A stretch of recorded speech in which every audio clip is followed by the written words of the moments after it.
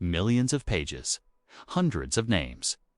But what did the recently unsealed Epstein files really reveal? Beyond the screaming headlines and social media rumors, there's a complex and often misunderstood story buried in legal jargon. Today, we're not speculating.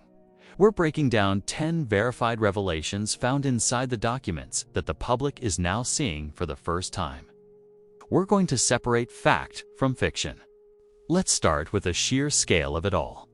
This wasn't just a single document dump. We're talking about thousands upon thousands of pages from multiple lawsuits, including depositions, witness statements, and internal communications. Many people were shocked by just how much material existed, collected over years of legal battles. It raises a critical question that's on everyone's mind. Why did it take so long for any of this to see the light of day? The answer is complicated, involving years of legal maneuvering and court orders. Now, this is the most important point we'll make today, so listen closely. A name appearing in these files does not automatically mean guilt. This is a crucial distinction. The documents include the names of alleged victims, potential witnesses, flight staff, business contacts, and people merely mentioned in passing during depositions.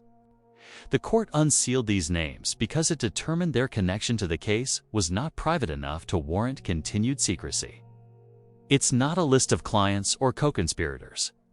Understanding this difference is key to interpreting the files responsibly. Even with the unsealing, the extent of redactions is staggering. As you scroll through the documents, you'll see huge blocks of black ink. These redactions are there for specific legal reasons, primarily to protect the identities of alleged victims who have not come forward publicly. So while many names were released, many others remain protected by law. This isn't a conspiracy to hide everything. It's a legal requirement to protect privacy. But it still leaves a lot of unanswered questions about what information remains hidden from public view. Beneath all the legal language, the most powerful and gut-wrenching parts of these files are the survivor testimonies. The documents contain detailed, first-hand accounts from women who described what they endured. They outline disturbing patterns of recruitment, often targeting young and vulnerable individuals. They detailed the alleged abuse they suffered and the psychological manipulation used to control them. These testimonies are the human heart of this case, reminding us that behind the famous names and legal battles, there are real people whose lives were forever changed. Their courage in speaking out is what drove this entire legal process forward. The files also paint a clearer picture of the network effect that enabled these activities for so long. The documents confirm Epstein's deep connections across various influential circles: finance, politics, academia, and even royalty. These weren't just casual acquaintances. The records detail a web of relationships that provided him with a veneer of legitimacy and access to power. We're not talking about wild theories here. We're talking about documented associations, flights on his jet, and appearances at his properties mentioned by witnesses. This network was a crucial part of his operation, creating an environment where his actions went unchecked for decades.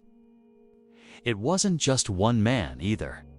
The documents frequently mention staff and facilitators like assistants, recruiters, pilots, and house managers who were essential to the day-to-day logistics. Some of these individuals have faced legal consequences, while others have not. The files give us a glimpse into this internal hierarchy and raise serious questions about accountability. Who knew what, and when did they know it? The legal complexity of proving who was a willing participant versus who was an employee simply following orders is one of the most challenging aspects of this case, and one that the documents bring into sharp focus. Another key takeaway is the sheer scale of wealth that supported this entire enterprise. The files are littered with references to luxury properties in New York, Florida, New Mexico, and the Caribbean. There are mentions of private jets, offshore accounts, and a complex web of shell companies. This wasn't just personal wealth. It was the financial engine that powered the entire operation. It allowed for the recruitment, the travel, the lavish lifestyle used to lure people in, and the army of lawyers used to silence accusers. The money trail revealed in these documents is just as important as the names. This leads to one of the biggest and most frustrating questions. Why have there been so few prosecutions? The documents themselves don't give a simple answer, but they point to several factors. First, Epstein's death in 2019 ended the federal case against him. Second, the standard of evidence for a criminal conviction is incredibly high, much higher than for a civil lawsuit. And third, statutes of limitations, the time limits for prosecuting a crime, had expired for many of the alleged offenses. These legal hurdles, detailed implicitly throughout the files, help explain why accountability has been so elusive for so many. It's also fascinating to compare the media headlines with the actual documents. The media often sensationalizes things, using clickbait titles like "Secret Client List Revealed." But when you read the actual legal language, it's far more nuanced and cautious.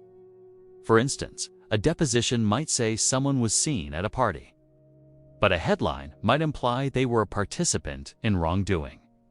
By looking at the primary source material, we can build a more accurate picture and see how information can get distorted. It's a powerful lesson in media literacy. Finally, let's bust the biggest misconceptions. The number one myth is that the unsealed files contain a verified client list or a list of co-conspirators. As we've established, that's false. It's a collection of names mentioned in various contexts. The second major misconception is that everyone named is guilty of a crime. Again, this is not true. The documents are not a verdict. They are evidence and testimony from a civil lawsuit, much of it unproven in a criminal court. Correcting these misconceptions is vital to having an honest conversation about what these files truly mean and what justice should look like moving forward. This case is a stark reminder about the importance of protecting the vulnerable and holding power accountable. If you or someone you know has been affected by abuse, please know there is support available. You can reach out to the National Sexual Assault Hotline for confidential help. You are not alone. So, which of these revelations surprised you the most? Do you think more transparency is needed? Let us know your thoughts in the comments below. Thanks for watching, and if you found this breakdown valuable, be sure to subscribe for more deep dives that separate fact from fiction.